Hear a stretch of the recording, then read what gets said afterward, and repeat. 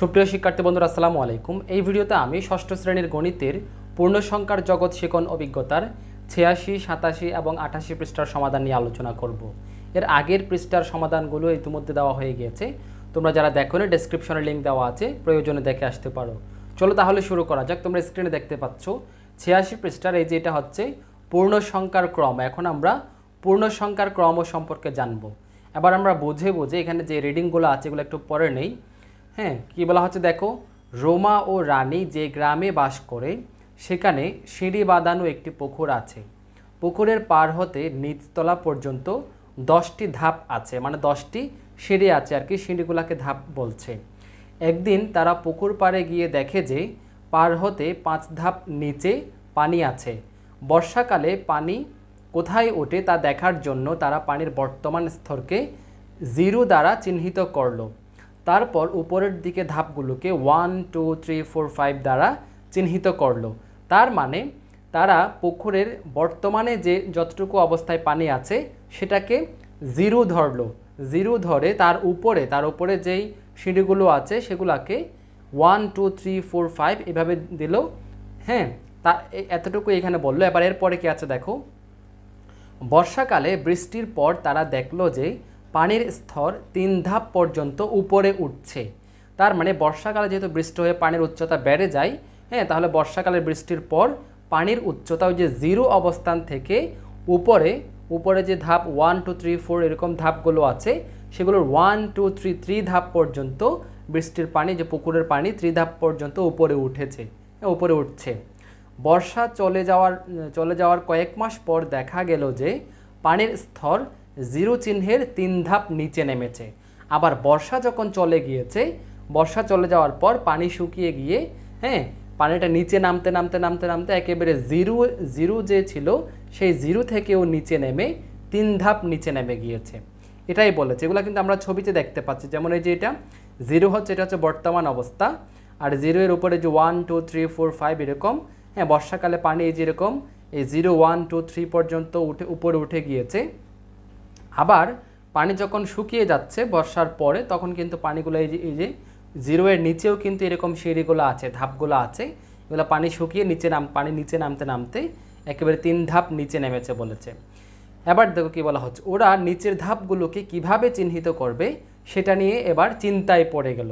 ঠিক আছে, মানে উপরের ধাপগুলো, এই যে 0 থেকে উপরের ধাপগুলো তো 1, 2, 3, 4 দিল, এখন নিচের ধাপগুলোকে কি দিবে সেটা নিয়ে তারা চিন্তায় পড়ে গেল এবং চিন্তা করতে লাগলো। তোমরাও চিন্তা করে দেখো তো কোনো বুদ্ধি দিতে পারো কিনা ওদের। হ্যাঁ, এবার তোমাদেরকেও চিন্তা করতে বলছে যে কিভাবে এই বিষয়টা একটু সমাধান করা যায়। হ্যাঁ, তোমরা ইতিমধ্যে অনেকেই বুঝে গিয়েছো আশা করি। এবার কি বলা হচ্ছে আমরা একটু পরে দেখি। শেষমেশ ওরা ভাবলো যেহেতু বর্তমান অবস্থা থেকে পানি কমে গেলেই পানির স্তর নিচের দিকে নেমে যায়, আর সাথে সাথে ওদের মাথায় এলো যে 0 এর চেয়ে কম বা ছোট সংখ্যাগুলোতে ঋণাত্মক সংখ্যাগুলোকে হবে এখানে, হ্যাঁ, ছোট সংখ্যাগুলোকে ঋণাত্মক সংখ্যা বলে। মানে তাদের মাথায় আসলো বা তাদের মনে পড়লো যে 0 এর চাইতে নিচে যে সংখ্যাগুলো আছে, হ্যাঁ, 0 এর চাইতে কম বা ছোট সেই সংখ্যাগুলোকে ঋণাত্মক সংখ্যা বলে, যেগুলা মাইনাস চিহ্ন দিয়ে লেখা হয়, -1, -2, -3 এভাবে। ঠিক আছে, তাই যেহেতু বর্তমানের স্তরকে তারা 0 দিয়ে চিহ্নিত করেছে, তাই 0 এর নিচের দিকে মাইনাস বা বিয়োগ চিহ্নযুক্ত সংখ্যা বসালেই বুঝতে সুবিধা হবে। সে অনুযায়ী 0 এর নিচের ধাপগুলোকে তারা পরপর -1, -2, -3 দ্বারা চিহ্নিত করলো। এর কিছুদিন পর পানি আরও এক ধাপ নিচে নেমে গেল, তখন তারা ওই ধাপকে -4 দ্বারা চিহ্নিত করলো। তার মানে পানি যত নিচে নামবে তত কিন্তু -4, -5, -6 এইভাবেই কিন্তু হবে। আবার পানি যদি 0 এর মানে বর্তমান অবস্থায় 0 এর চাইতে উপরে উঠলে 1, 2, 3, 4 এভাবেই কিন্তু বৃদ্ধি পাবে। আশা করি তোমরা বুঝতে পেরেছো। এখানে কিন্তু তোমাদেরকে পূর্ণ সংখ্যার বিষয়টাই কিন্তু বোঝাচ্ছে, যে পূর্ণ সংখ্যার ক্রমের বিষয়টা কিন্তু এখানে বোঝানো হচ্ছে।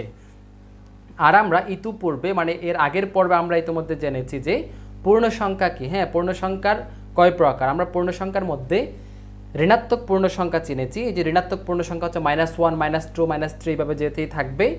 আর ধনাত্মক পূর্ণ সংখ্যা হচ্ছে 1, 2, 3, 4, 5 এরকম।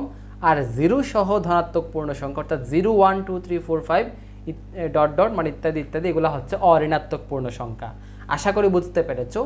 এবার কি বলা হচ্ছে দেখো, তাহলে দেখা যাচ্ছে যে -4 ইজ লেস দেন, হ্যাঁ এখানে আমরা এই যে এটা কি বলবো, এটাকে আমরা ক্ষুদ্রতর চিহ্ন, এটা হচ্ছে ক্ষুদ্রতর চিহ্ন, আমরা ইংলিশে আমরা কি বলতে পারি, ইজ লেস দেন বলতে পারি। হ্যাঁ, তাহলে -4 ইজ লেস দেন -3, তার মানে -4 -3 এর চেয়ে ক্ষুদ্রতর বা ছোট, মানে -4 হচ্ছে ছোট, -3 হচ্ছে বড়, তার মানে -4 -3 এর চাইতে ছোট, এই জন্য এখানে ছোট চিহ্ন দিয়েছে, যেটাকে ইংলিশে বলে যে কি স্মলার দেন বা লেস দেন এরকম বলতে পারি আমরা। ঠিক আছে, less than, -4 is less than -3, ঠিক আছে, বা -4 ক্ষুদ্রতর, -4 -3 এর চেয়ে ক্ষুদ্রতর।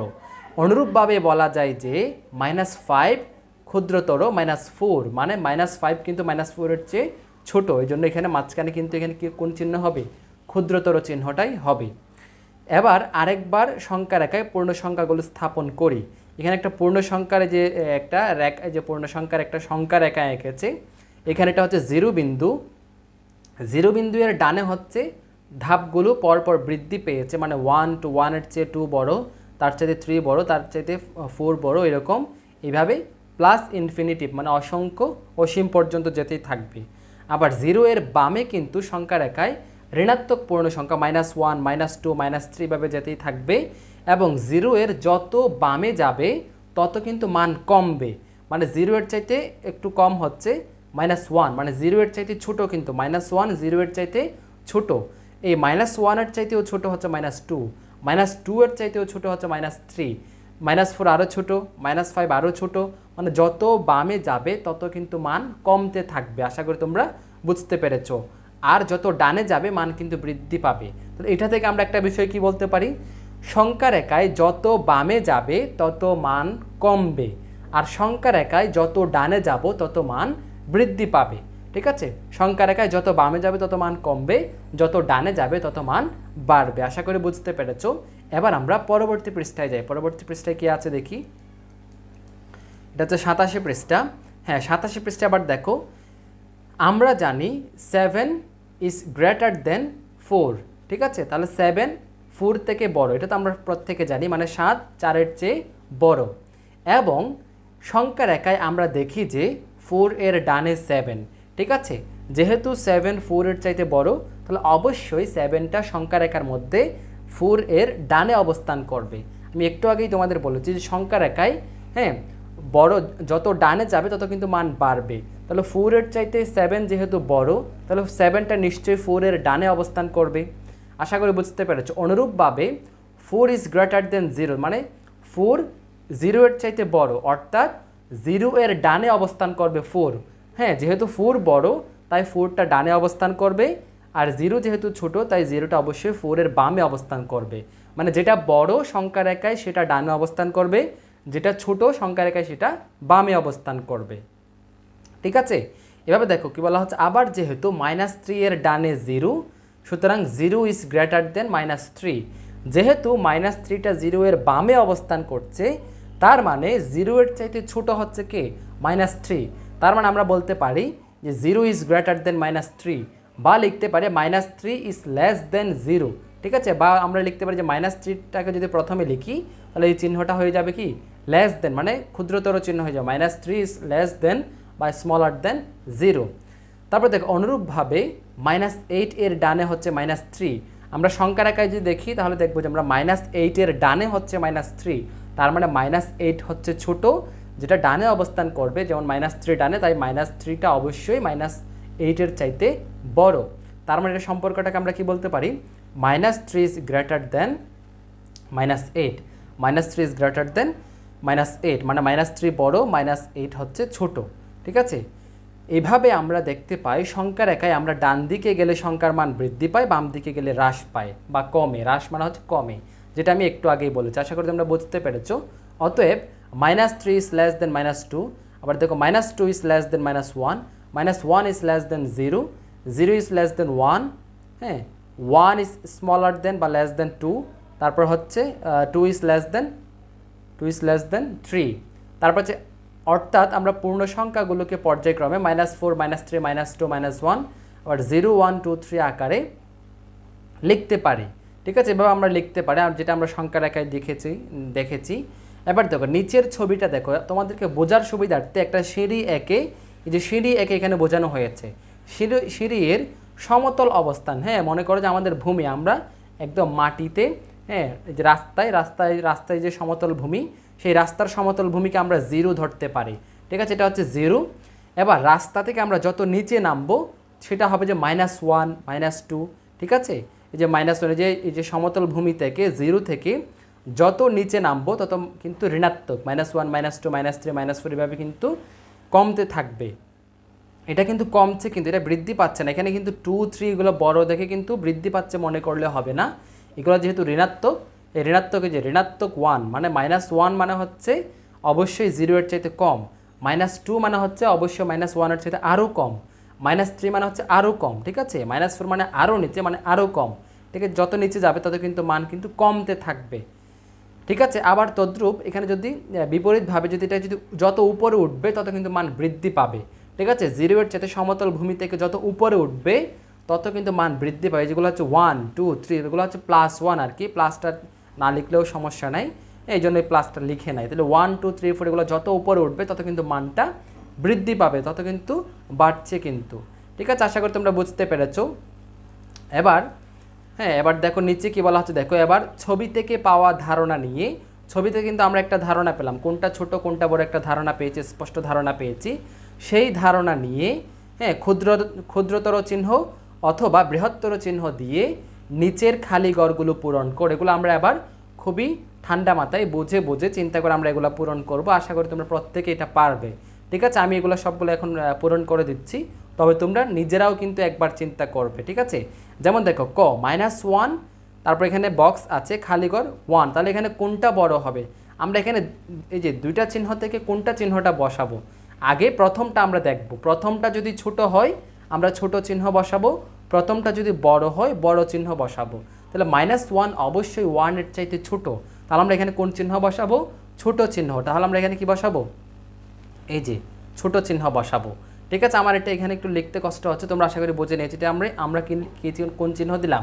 ক্ষুদ্রতর চিহ্ন দিলাম। ঠিক আছে, তার মানে -1 ইজ লেস দেন 1। ঠিক আছে, বা -1 ইজ স্মলার দেন 1। ঠিক আছে, মানে -1 একের চাইতে 1 এর চাইতে ক্ষুদ্রতর। ঠিক আছে, তার মানে 1টা বড়। আবার খতে দেখো 0 কিন্তু -1 এর চাইতে বড়, মোস্ট ইম্পর্টেন্ট কিন্তু। যে দেখো -1টা কিন্তু -1 এর চাইতেও বড় কিন্তু 0, তাহলে 0 যেহেতু বড়, আমরা প্রথম যেটা থাকবে সেইটা অনুযায়ী চিহ্নটা বসাবো। তাহলে 0 যেহেতু বড়, তাহলে আমরা এখানে কি দিব? অবশ্যই বৃহত্তর চিহ্ন দিব। তাহলে আমরা বৃহত্তর চিহ্ন দিই, বৃহত্তর চিহ্ন দিলাম। ঠিক আছে, মানে 0 is greater than -1, 0 is greater than -1। ঠিক আছে, তারপর দেখো -4 কিন্তু সংখ্যা রেখায় -9 এর চাইতে অনেক ডানে। হ্যাঁ, সংখ্যা রেখায় ডানে মানে হচ্ছে এটা অবশ্যই বড়। তার মানে এখানেও দেখতে পাচ্ছি আমরা -4 কিন্তু অনেক বড়, আর -9 কিন্তু অনেক নিচে, যত নিচে নামবে তত মান কমবে কিন্তু। ঠিক আছে, আর সংখ্যা রেখা দিয়ে বুঝতে গেলে -4টা সংখ্যা রেখায় -9 এর অনেক ডানে, যেটা যত ডানে অবস্থান করবে সেটা তত বড়। ঠিক আছে, তাহলে -9 যেহেতু ছোট, -4 যেহেতু বড়, প্রথমটা অনুযায়ী চিহ্নটা বসাবো বলেছিলাম আমি। তাহলে এখানে -4 যেহেতু বড়, তাহলে আমরা এখানে কোন চিহ্ন দেব? এখানে আমরা বড় চিহ্ন দেব। এখানে আমরা কোন চিহ্ন দেব? বড় চিহ্ন। তাহলে -4 ইজ গ্রেটার দেন -9। একইভাবে এখানে ঘতে দেখো -1987, হ্যাঁ এখানে দেখো -2999। তাহলে যেটা এখানে ডান পাশে আছে সেটা অবশ্যই ছোট, যেটা যত বড় ঋণাত্মক সংখ্যা সেটা তত ছোট। তাহলে এই ঋণাত্মক সংখ্যা প্রথমটা কিন্তু বড়, তাহলে আমরা এখানে কোন চিহ্ন দিব? অবশ্যই আমরা বড় চিহ্ন দিব। ঠিক আছে, আমরা এখানে বড় চিহ্ন দিব, বৃহত্তর চিহ্ন। এই যে 1 নাম্বারটা দেখো -64, এটা যেহেতু বড় তার মানে এটা কিন্তু ছোট। হ্যাঁ, আর এটা যে -59, হ্যাঁ -59টা কিন্তু অবশ্যই -64 এর চাইতেও কিন্তু বড়। তাহলে এখানে যেহেতু প্রথমটা ছোট, তাইলে আমরা এখানে কোন চিহ্ন দিব? এখানে আমরা ক্ষুদ্রতর চিহ্ন দিব। ঠিক আছে, তারপরে চতে দেখো 9, হ্যাঁ 9 অবশ্যই -9 এর চাইতে বড়, তাহলে আমি এখানে কোন চিহ্ন দেব? এখানে আমরা বৃহত্তর চিহ্ন দেব। তারপরে 6তে দেখো -57 অবশ্যই -59 এর চাইতে বড়, যেহেতু কি কারণে বড়? কারণ -57 অবশ্যই -59 এর সংখ্যা রেখায় -59 এর ডানে অবস্থান করবে। ঠিক আছে, বা এই যে এই ছবিতে যদি আমরা কল্পনা করি তাহলে -59 অবশ্যই -57-এর চাইতে আরও নিচে নামবে, তাহলে যত নিচে নামবে তত মান কমবে কিন্তু। তাহলে আমরা -57কে আমরা এখানে কী দিব, অবশ্যই যেহেতু এটা বড় তাই আমরা এখানে অবশ্যই বড় চিহ্ন দেব, ঠিক আছে। তারপর বর্গীয় জ নম্বর এটাকে কী -2, দেখো -2 অবশ্যই সংখ্যা রেখায় -159-এর চেয়ে অনেক বড়, বা এখানে সিঁড়িতে কল্পনা করলে তাহলে -2 হচ্ছে এখানে আর -159 হচ্ছে অনেক নিচে। তাহলে আমরা এখানে যেহেতু প্রথমটা বড় তাই আমরা এখানে অবশ্যই বৃহত্তর চিহ্ন দিলাম। তাহলে এই হয়ে গেল যে এই 1 নম্বরের সমাধান। আশা করি তোমরা প্রত্যেকেই এই সব কটা বুঝতে পেরেছো। এবার আমরা 2 নং প্রশ্নের সমাধানে যাব। হ্যাঁ, এই 2 নং প্রশ্নের সমাধানটা আমরা বোর্ডে আলোচনা করব। চলো তাহলে 2 নং প্রশ্নের সমাধানে যাওয়া যাক। এবার 2 নং প্রশ্নের সমাধান দেখো। প্রশ্ন বলা হচ্ছে -5, 7, 8, -3, -1, 2, 1, 0, 9, 3 সংখ্যাগুলোকে সংখ্যা রেখার সাহায্যে ছোট থেকে বড় ঊর্ধ্বক্রমে সাজাও।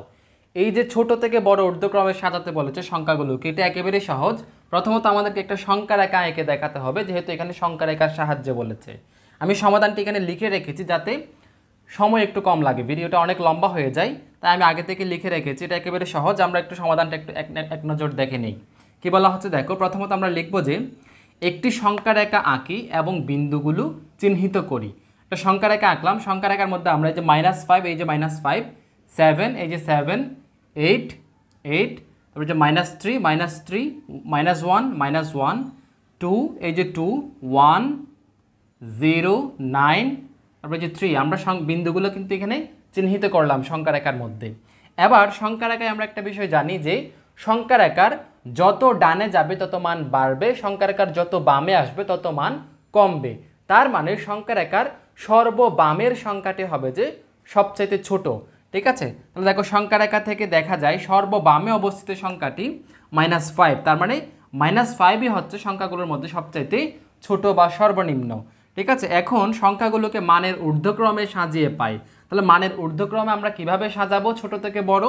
ছোট থেকে বড় হয়ে যে সংখ্যা রেখার সর্ববাম পাশ থেকে আমরা আস্তে আস্তে ডানে যাব, তাহলেই হয়ে যাবে ছোট থেকে বড়। যেমন সর্ববামে হচ্ছে -5, তারপর -3, -4 নিচ্ছি না কেন, কারণ -4 কিন্তু আমাদের প্রশ্নে নাই।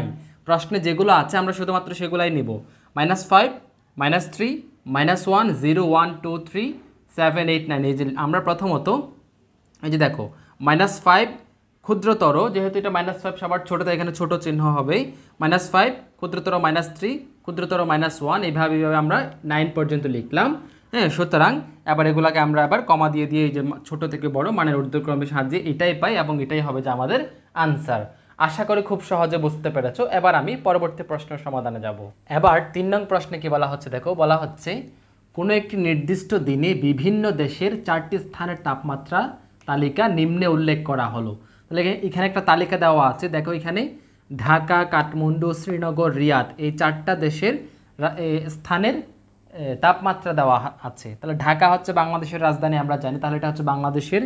এই কাঠমান্ডু এটা হচ্ছে নেপালের রাজধানীর নাম কাঠমান্ডু, তাহলে এটা হচ্ছে নেপালের। শ্রীনগর এটা হচ্ছে ভারতের একটা কাশ্মীর অঞ্চল আছে, এই কাশ্মীর অঞ্চলের রাজধানী ধরা হয় শ্রীনগরকে। তাহলে এই শ্রীনগর এটা হচ্ছে ভারতের, তবে ভারতের রাজধানী না, কিন্তু ভারতের রাজধানী তো নয়াদিল্লি বা দিল্লি। তাহলে এই শ্রীনগরটা হচ্ছে ভারতেরই অংশ। ভারতের জম্মু কাশ্মীর যেটা আছে এই কাশ্মীরের রাজধানী হচ্ছে শ্রীনগর, তাহলে এটা হচ্ছে ভারতের তাপমাত্রা দেওয়া আছে। তারপর হচ্ছে যে রিয়াদ, রিয়াদ হচ্ছে সৌদি আরবের রাজধানী। তাহলে যে 4টা দেশের এখানে বিভিন্ন দেশ বলতে যে 4টা দেশের তাপমাত্রা দেওয়া আছে। এবার কতে কি বলা হচ্ছে দেখো, বিভিন্ন স্থানের তাপমাত্রা উপযুক্ত চিহ্ন সহকারে পূর্ণ সংখ্যায় উপরের ফাঁকা কলামে লিখো। তার মানে এখানে একটা ফাঁকা কলাম আছে, এখানে আমরা এই যে স্থানগুলোর তাপমাত্রাগুলো এখন আমরা উপযুক্ত চিহ্ন সহকারে লিখব। উপযুক্ত চিহ্ন বলতে ধনাত্মক হলে প্লাস চিহ্ন সহকারে, ঋণাত্মক হলে মাইনাস চিহ্ন সহকারে। তাহলে ঢাকার ক্ষেত্রে কি হবে 0 ডিগ্রি সেলসিয়াস, এটা হচ্ছে সেলসিয়াস হচ্ছে তাপমাত্রা পরিমাপের একটা সেলসিয়াস স্কেলের একক হচ্ছে সেলসিয়াস ধরা হয়। এরকম তাপমাত্রা পরিমাপের জন্য ক্যালভিন আছে, ক্যালভিন স্কেল, আবার ফারেনহাইট স্কেলের এফ, আর তখন ক্যালভিন স্কেল হলে এরকম ক্যাপিটাল কে ধরা হয়, ফারেনহাইট স্কেল হলে এফ ধরা হয়। আর এখন সাধারণত যে সেলসিয়াস স্কেলে পরিমাপ করা হয়, সেলসিয়াস স্কেলে হলে এই যে ক্যাপিটাল সি ধরা হয়। তো দেখো 0 ডিগ্রি সেলসিয়াস এর উপরে 30 ডিগ্রি সেলসিয়াস, তাহলে 0 ডিগ্রি সেলসিয়াসের উপরে মানেই হচ্ছে ধনাত্মক। তাহলে আমরা কি লিখবো এখানে? ধনাত্মক মানে যে +30 ডিগ্রি অবশ্যই সেলসিয়াস, যেহেতু এখানে সেলসিয়াস স্কেলে পরিমাপ করা হয়েছে। ঠিক আছে, তারপরে দেখো, তারপর হচ্ছে 0 ডিগ্রি সেলসিয়াসের নিচে 2 ডিগ্রি সেলসিয়াস। তাহলে 0 ডিগ্রি সেলসিয়াসের নিচে মানেই হচ্ছে মাইনাস, তাহলে -2 ডিগ্রি সেলসিয়াস। তারপর 0 ডিগ্রি সেলসিয়াসের নিচে 6 ডিগ্রি সেলসিয়াস, তার মানে যেহেতু নিচে বলেছে তার মানে অবশ্যই মাইনাস, তাহলে -6 ডিগ্রি সেলসিয়াস। তারপর হচ্ছে 0 ডিগ্রি সেলসিয়াসের উপরে 40 ডিগ্রি সেলসিয়াস, তার মানে যেহেতু 0 ডিগ্রির উপরে বলেছে তার মানে নিশ্চয়ই প্লাস হবে এবং 40 ডিগ্রি সেলসিয়াস। খুবই সহজ, আশা করি তোমরা বুঝতে পেরেছো। এবার আমি খ নং প্রশ্নের সমাধানে যাব। এবার 3-এর খ থেকে বলা হচ্ছে, দেখো নিচের সংখ্যা রেখায় উল্লেখিত সংখ্যাগুলো দ্বারা তাপমাত্রা বোঝানো হয়েছে। এখানে একটা এই যে এখানে একটা সংখ্যা রেখা দেওয়া আছে, এখানে আমরা কতে যে কতগুলো তাপমাত্রা পেয়েছিলাম সেগুলোরই এখানে তাপমাত্রা বোঝানো হয়েছে। এখানে 1 নম্বরে কি বলা হচ্ছে, দেখো তাপমাত্রা অনুযায়ী উপরোক্ত স্থানগুলোর নাম সংখ্যা রেখায় লেখো। তাহলে আমরা প্রথমত একটা সংখ্যা রেখা আঁকবো, একটা সংখ্যা রেখা আঁকলাম। এবার আমরা এখানে জাস্ট যে তাপমাত্রাগুলো আছে সেগুলো বোঝানোর জন্য আমরা সহজেই প্রথমত একটা জিরো ধরে নিয়ে আমরা জাস্ট এখানে 5 থেকে লিখতে, এখানে মাঝখানে 1 2 3 4 এগুলো আছে বোঝাবে আর কি, এগুলো দেখানোর দরকার নেই, কারণ এগুলো দেখাতে গেলে আমাদের সংখ্যা রেখাটা অনেক বড় হয়ে যাবে। তাহলে 5, তারপর 10, তারপর হচ্ছে 20, 30, হ্যাঁ 40, এইভাবে। যেহেতু 40 পর্যন্ত তাই আমরা এখানে 40 পর্যন্ত রাখলাম। ঠিক আছে, আর এখানে মাঝখানে কিন্তু অন্যান্য ঘরগুলো আছে এটা বোঝাচ্ছে, এগুলো আমাদেরকে একেবারে যে প্রত্যেকটা ঘর দেখাতে হবে এমন না। ঠিক আছে, আবার 0 ডিগ্রির বামে হচ্ছে মাইনাসেরটা, এখন মাইনাসের হচ্ছে এখানে আছে যে -2 -6, তাহলে আমরা এখানে -2 এখানে -2 ধরবো। ঠিক আছে, -2, তারপর হচ্ছে -6, হ্যাঁ -6 এখানে, তারপর এখানে আছে বোঝানোর জন্য এখানে আরও দিতে পারো যে -10, তারপর যে -15 এরকম। ঠিক আছে, বা এখানে দিতে পারো যে −ইনফিনিটিভ। ঠিক আছে, এখানে +ইনফিনিটিভ অসীম পর্যন্ত আছে। তাহলে এখানে স্থানগুলোর নাম লিখতে বলেছে। আমরা ঢাকা পেয়েছিলাম যে +30 ডিগ্রিতে। ঠিক আছে, তাহলে এখানে +30 ডিগ্রি হচ্ছে এইটা, তাহলে 30 ডিগ্রি এখানে আমরা বোল্ড করে দেব এবং এখানে আমরা লিখব যে ঢাকা। তারপরে হচ্ছে যে এখানে রিয়াদের এখানে ছিল যে 40 ডিগ্রি, +40 ডিগ্রি হচ্ছে এটা সংখ্যা রেখার ডানে, তাহলে এখানে আমরা এটাকে লিখব যে রিয়াদ, এটা হচ্ছে রিয়াদ। তারপর -2 ডিগ্রি হচ্ছে কাঠমান্ডু, তাহলে যে -2 ডিগ্রি এখানে আমরা বোল্ড করে দিয়ে এটাকে আমরা লিখতে পারি যে কাঠমান্ডু। তারপর -6 ডিগ্রি এটাকে বোল্ড করে দিতে ছিল যে কত কি শ্রীনগর, তাহলে এটার ক্ষেত্রে আমরা লিখব যে শ্রীনগর। ঠিক আছে, হয়ে গেল। এবার আমরা 2 নম্বরে যাই। 2 নম্বরে কি দেওয়া আছে, দেখো কোন স্থানটি সবচেয়ে শীতল। তাহলে সবচাইতে শীতল হবে কোনটা? যেখানে তাপমাত্রা সবচাইতে কম, হ্যাঁ সেটাই হবে যে সবচাইতে শীতল। তাহলে এখানে সবচাইতে কম তাপমাত্রা আমরা দেখতে পাচ্ছি -6, যেহেতু সবার বামে আছে তাই -6 হচ্ছে সবচাইতে ছোট। সংখ্যা রেখায় যত বামে আসবে তত মান কমবে, কিন্তু তাহলে সর্ববামে আছে এখানে -6 মানে শ্রীনগর, তাহলে শ্রীনগর হবে যে সবচাইতে শীতল। তাহলে 2 নম্বর উত্তর কি হবে? আমরা একটু লিখতে পারি, যেহেতু -6 সংখ্যা রেখায় সর্ববামে আছে, তাই শ্রীনগরের তাপমাত্রা হ্যাঁ সবচেয়ে শীতল, তাপমাত্রা সবচেয়ে শীতল। তাহলে হয়ে গেল, আশা করি তোমরা খ নাম্বারটা বুঝতে পেরেছো।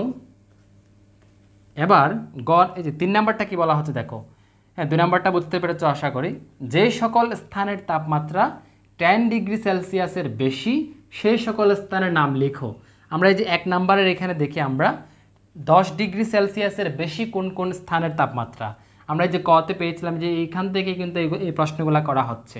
এটা হচ্ছে কয়ের ওই যে ফাঁকা ঘরে যে স্থানগুলো, এটা তো ঢাকার তাপমাত্রা দেখো +30 ডিগ্রি সেলসিয়াস, তার মানে সেটা 10 ডিগ্রি সেলসিয়াসের চাইতে কিন্তু বেশি। তারপরে কাঠমান্ডু -2 এটা বাদ, শ্রীনগর -6 এটাও বাদ, আবার রিয়াদের তাপমাত্রা দেখো +40°C, তার মানে ঢাকা এবং রিয়াদের তাপমাত্রা হচ্ছে 10°C বেশি। ঠিক আছে, তাহলে আমরা এটাই লিখব। তাহলে 3 নম্বরের উত্তর কি হবে? যেহেতু ঢাকার তাপমাত্রা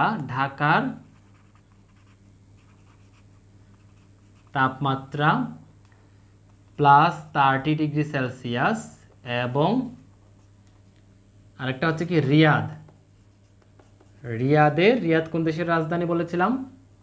সৌদি আরবের। রিয়াদের তাপমাত্রা কত? +40°C। সুতরাং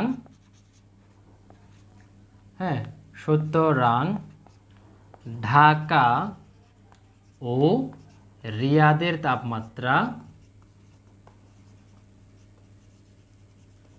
তাপমাত্রা 10°C এর বেশি, 10°C এর বেশি।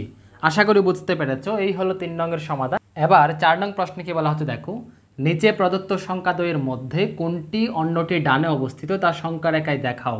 এখানে সংখ্যা রেখায় যে দিয়ে কতগুলো সংখ্যা দেওয়া আছে, যেগুলো তোমরা প্রশ্নে দেখতে পাচ্ছ স্ক্রিনে। এইভাবে আমি বোঝার সুবিধার্থে এখানে জায়গা নিতে পাশাপাশি লিখেছি। তবে মূল বিষয়টা হচ্ছে এখানে সংখ্যাগুলো সংখ্যা রেখার মধ্যে কোনটা কার ডানে অবস্থিত, এটাই জাস্ট আমাদেরকে বলতে বলেছে, দেখাতে বলেছে। তাহলে প্রথমত 2 এবং 9 দেখো, আমরা এই সংখ্যা রেখার মধ্যে 2 যেহেতু +2, তার মানে অবশ্যই 0 এর ডানে অবস্থিত হবে।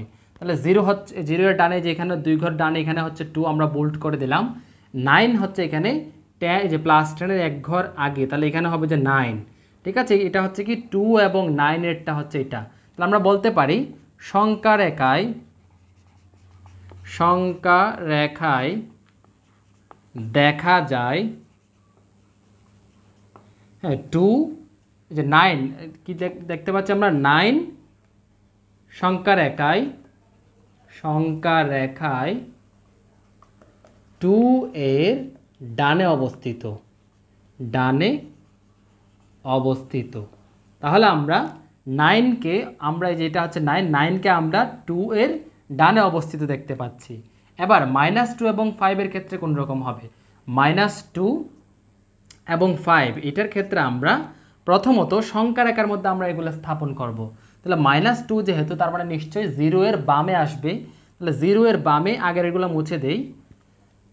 ঠিক আছে, আগেরগুলো মুছে দিলাম। তাহলে 0 এর বামে 2 ঘর, এই যে 1 ঘর আসলে -1, 2 ঘর আসলে এখানে হচ্ছে -2, তাহলে এখানে আমরা বোল্ড করে দিলাম -2। 5টা হচ্ছে এই যে এখানে হচ্ছে 5। তাহলে আমরা দেখতেই পাচ্ছি স্পষ্টত যে 5টা -2 এর ডানে অবস্থিত। তাহলে আমরা লিখব যেটার ক্ষেত্রে সংখ্যা রেখায় দেখা যায়, এখানে আমরা লিখব যে 5। ঠিক আছে, 5 সংখ্যা রেখায় -2 এর, যে -2 এর ডানে অবস্থিত। ঠিক আছে, যেটা বড় হবে সেটা অবশ্যই সংখ্যা রেখায় ডানে অবস্থিত হবে। ঠিক আছে, এইভাবে আমরা যে 0 এবং 1, ঠিক আছে, এটা খেয়াল করো। তাহলে 0 এবং 1 কীরকম হবে?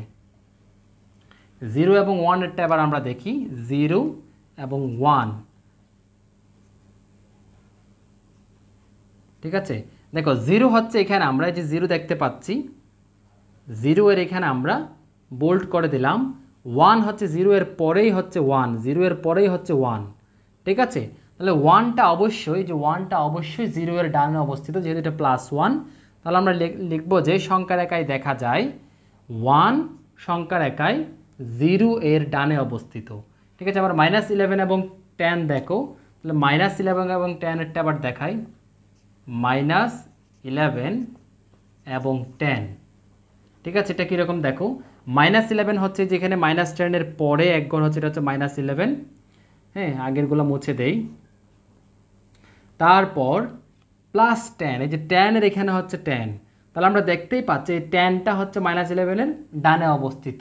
তাহলে আমরা কি লিখব? সংখ্যা রেখায় দেখা যায় 10 সংখ্যা রেখায় -11 এর ডানে অবস্থিত।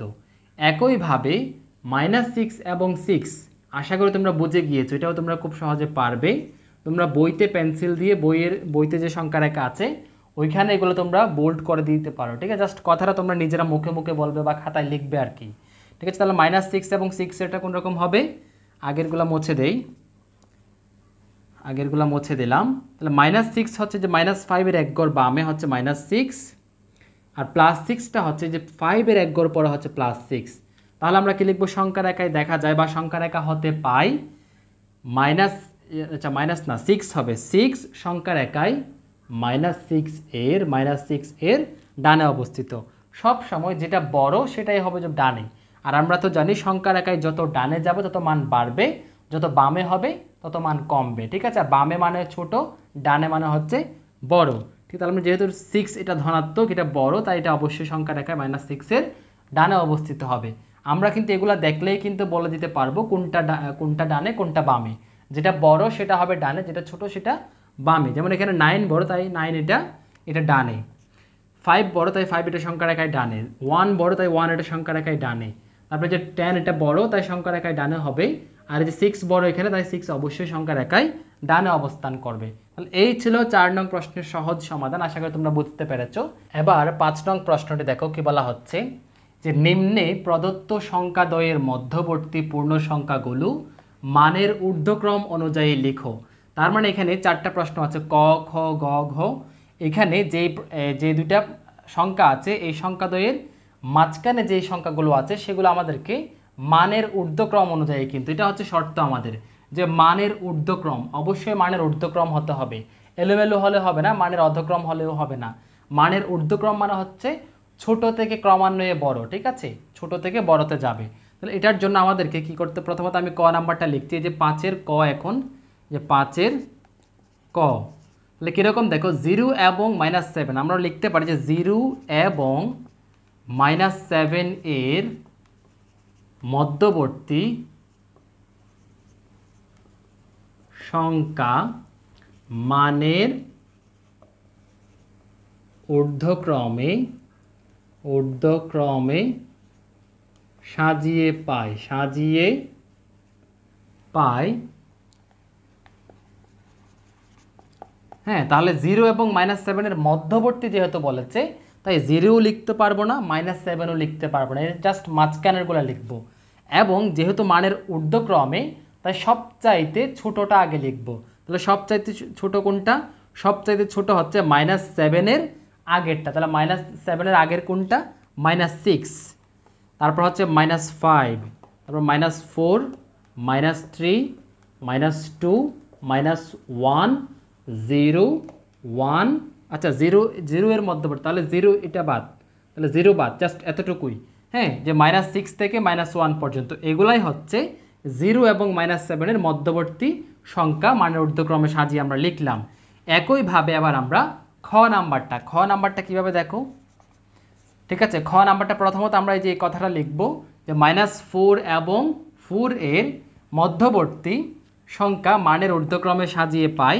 ঠিক আছে, বা তোমরা এই কথাটা না লিখে জাস্ট সরাসরি উত্তরটা লিখতে পারো। কথাটা তো তোমরা একবার দেখেছো, এখানে একইভাবে লিখবে। আমি জাস্ট সংখ্যাগুলো লিখি। তাহলে -4 এবং 4 এই দুইটা বাদ পড়ে যাবে, যেহেতু এগুলোর মধ্যবর্তীগুলো নিতে বলেছে জাস্ট। তাহলে সবচেয়ে ছোট কোনটা, ছোট হচ্ছে -4। তাহলে -4টাকে আমরা বাদ দিয়ে তার পরবর্তী বড়টা নেব। তার পরবর্তী বড়টা হচ্ছে -3, তারপর হচ্ছে -2, তারপর হচ্ছে -1, তারপর হচ্ছে 0, 1, 2, 3। 4কে নিতে পারবো না, যেহেতু 4 এটা এখানে আছে। তাহলে -4 এবং 4 এর মধ্যবর্তী সংখ্যাগুলোকে মানের ঊর্ধ্বক্রমে সাজালে কিন্তু এটা পাবো। এখানে মানের ঊর্ধ্বক্রম মানে কি দেখো, সবচাইতে ছোট, তার চাইতে একটু বড়, তারও বড়, এরকম বড়, কিন্তু ক্রমান্বয়ে কিন্তু ঊর্ধ্বক্রমেই কিন্তু বৃদ্ধি পাচ্ছে। তাহলে এটা হচ্ছে খ নাম্বার। এবার গ নাম্বারটা কি দেখো, গ নাম্বার তোমরা প্রথমত কথাটা এরকম লিখতে পারো, যে 0 এবং 7 এর মধ্যবর্তী সংখ্যাগুলো মানের ঊর্ধ্বক্রমে সাজিয়ে পায় বলে। এবার 0 এবং 7 এই দুইটা বাদ, তাহলে সবচাইতে এখানে ছোট কোনটা, 0 এর পরবর্তী যেটা বড় সেটা ছোট, তাহলে সবচাইতে ছোট হবে যে কোনটা, 1। তাহলে 1, 2, 3, 4, 5, 6, 7টা নিতে পারবো না, যেহেতু 7 এখানে আছে। তাহলে একইভাবে এবার ঘ নাম্বারটা কি দেখো, 30 এবং -23 এর মাঝখানেরগুলো। তাহলে এখানে এই দুইটা বাদ দিয়ে এখানে সবচাইতে ছোট কোনটা, -23 ছোট। তাহলে -23 যেহেতু এখানে দেওয়া আছে, তাই এটা বাদ দিব আমরা। এটা বাদ দিয়ে -22 থেকে লিখব।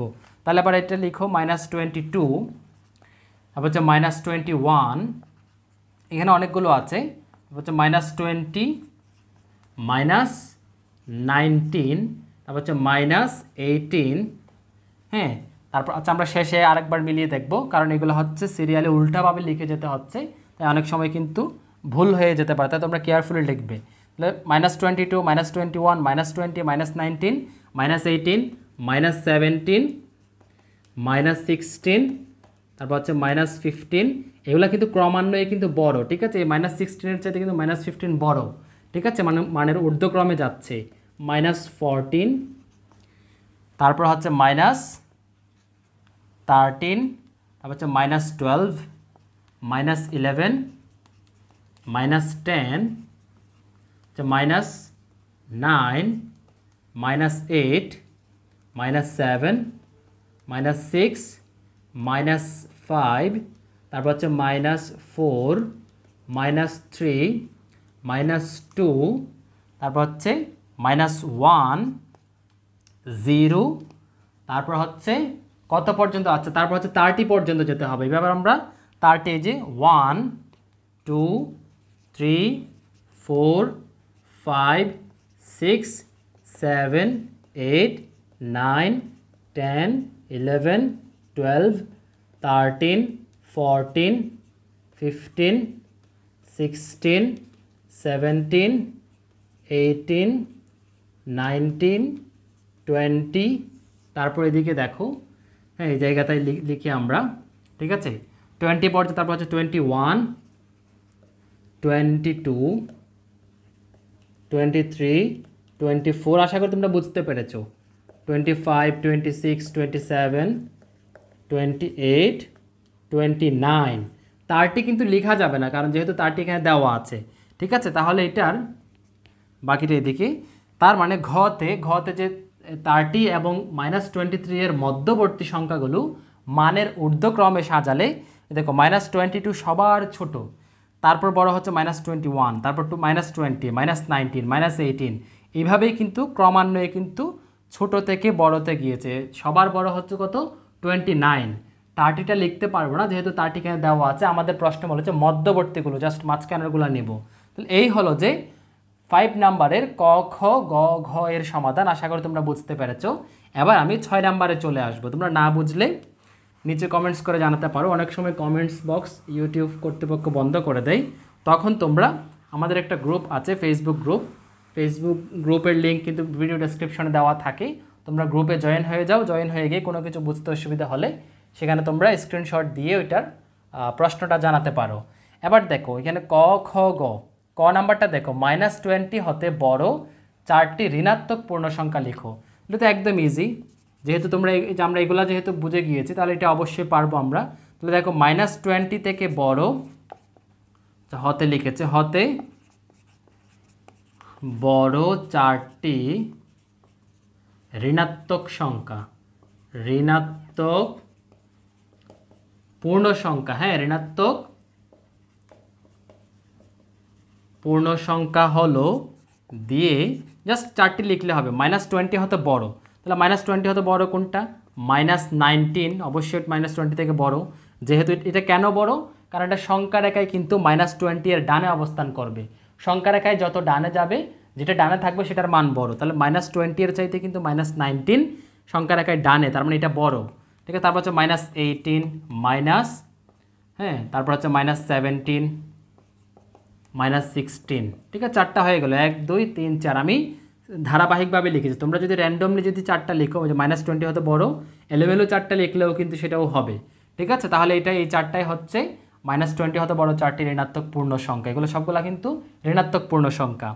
এবার দেখো, এবার হচ্ছে খ নাম্বার, -10 হতে ছোট। তাহলে খ নাম্বারটা দেখো, -10 হতে ছোট 4টি ঋণাত্মক পূর্ণ সংখ্যা। তাহলে -10 হতে ছোট 4টি ঋণাত্মক পূর্ণ সংখ্যা, ঠিক আছে। তাহলে যেহেতু -10 হতে ছোট মানে কি? অবশ্যই -11, মানে সংখ্যা রেখায় বামেরগুলো লিখতে হবে, -10 এর বামেরগুলো। তাহলে -10 এর বামে থাকবে যে -11, -10 এর বামে থাকবে যে -12, -13, -14। এগুলো সবগুলা কিন্তু -10-এর সংখ্যা রেখায় -10-এর বামে, তার মানে সংখ্যা রেখায় যত বামে যাবে তত কিন্তু মান কমবে, তার মানে -10 হতে অবশ্যই ছোট। তাহলে এই ছোট চারটা আমরা লিখে দিলাম। এবার -10 ও -5 এর মধ্যবর্তী চারটি ঋণাত্মক পূর্ণ সংখ্যা, এগুলার মতো মধ্যবর্তী হতে হবে। তাহলে -10 এবং -5 এর মধ্যবর্তী, হ্যাঁ আমরা লিখি -10 ও -5 এর মধ্যবর্তী চারটি ঋণাত্মক বলেছে, হ্যাঁ ঋণাত্মক পূর্ণ সংখ্যা হলো, তাহলে একটু চিন্তা করো, -10 এবং -5 এর মধ্যবর্তী, তার মানে এখানে সবচেয়ে ছোট কোনটা? -10 ছোট, তাহলে আমরা ছোট থেকে লিখে আসি। তাহলে ছোট থেকে লিখলে সহজ হয় একটু। তাহলে হচ্ছে -10 এর ছোট কোনটা, যেহেতু মধ্যবর্তী বলেছে, না ছোট না বড়, -10 এর বড় বলছে, -10 এর বড় হচ্ছে -9, ঠিক আছে, মধ্যবর্তী মানে হচ্ছে -9, ঠিক আছে। তারপর হচ্ছে -8, হচ্ছে -7, হচ্ছে -6, তারপর দেখো যে -5টা আমরা, হ্যাঁ তোমরা চাইলে এখানে -5 জাস্ট কল্পনা করতে পারো, কল্পনা করে এগুলো মুছে দিবা আর কি। তবে -10 এবং -5 লেখা যাবে না, যেহেতু এগুলার মাঝখানেরগুলা বলেছে। এখানে দেখো মাঝখানের হচ্ছে এই চারটা, তোমরা চাইলে সংখ্যা রেখায় কল্পনা করতে পারো যে -10 এবং -5 এর মধ্যবর্তী হচ্ছে চারটি ঋণাত্মক পূর্ণ সংখ্যা, এগুলো সবগুলো কিন্তু ঋণাত্মক। ঋণাত্মক হচ্ছে -6, -7, -8, -9, -10 এবং -5 লেখা যাবে না। এই হচ্ছে 6 নাম্বারের, যে 6 নাম্বারের ক খ গ এর সহজ সমাধান। আশা করি তোমরা খুব সহজে বুঝতে পেরেছো। এই ছিল এই পর্বের আলোচনা। তোমরা যদি কোনো কিছু বুঝতে অসুবিধা হয় তাহলে তোমরা অবশ্যই কমেন্ট বক্সে জানাবে, এবং কমেন্ট বক্স যদি বন্ধ করে দেয় ইউটিউব, তাহলে তোমরা স্ক্রিনশট নিয়ে সেগুলো আমাদের ফেসবুক গ্রুপে জয়েন হয়ে ফেসবুক গ্রুপে পোস্ট করে জানাতে পারো। গ্রুপ লিঙ্ক কিন্তু আমাদের ভিডিও ডেসক্রিপশনে দেওয়া আছে। তাহলে ভালো থেকো, সুস্থ থেকো, দেখা হবে পরবর্তী কোনো ভিডিওতে। আল্লাহ হাফেজ।